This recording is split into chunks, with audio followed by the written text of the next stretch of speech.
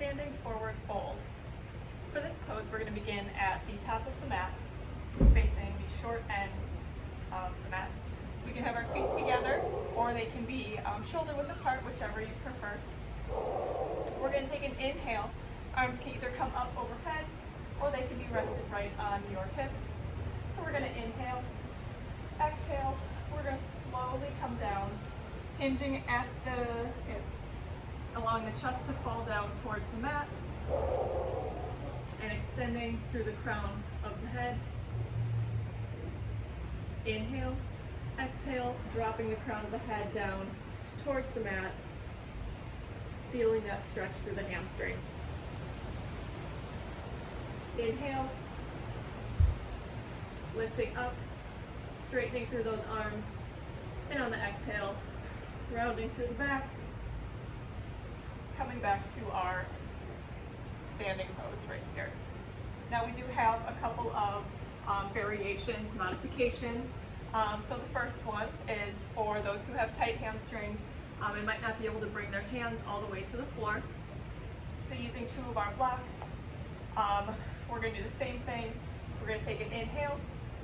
On the exhale, hinging forward at the hips, allowing the chest to come down to the floor and allowing that upper body to come down just as far as the hips will allow. Inhale, exhale, hands can come down to the blocks. And once again, we can change these block heights to whatever is going to be most comfortable for the participant. Inhale and exhale, rolling up through that spine, back through our standing position. Now for the next variation, it's going to allow for a deeper stretch. So once again, feet either together or shoulder width apart, engaging through the core, lengthening through the spine. Taking an inhale, exhale, hinging down through the hips, extending through the crown of the head. Exhale, allowing the hands to come down to the mat, dropping the crown of the head down towards the body. Now from here, for a deeper stretch, we're going to take our hands, placing them on the backs of our ankles, and from here you can pull yourself into a deeper stretch. Bring our hands back to the mat. Inhale, straighten those arms. Exhale, rounding through the back, coming to our standing position. Now we do have a few different transitions to get into this pose. So for the first one, we're going to be starting in downward dog. Grounding through the palms of the hands, tucking the toes, sending the hips up into the back. Now from here, we're going to shift our gaze forward, and we are going to slowly walk our toes in towards our hands at the top of the mat. To find our forward fold position here. Inhale, exhale, slowly rolling up to our standing position. Now for our second one, once again finding downward dog, grounding through the palms.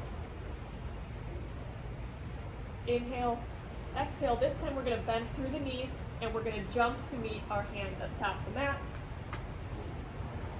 And then from there, straightening through the legs to find our forward fold. Inhale here, and exhale to our standing position.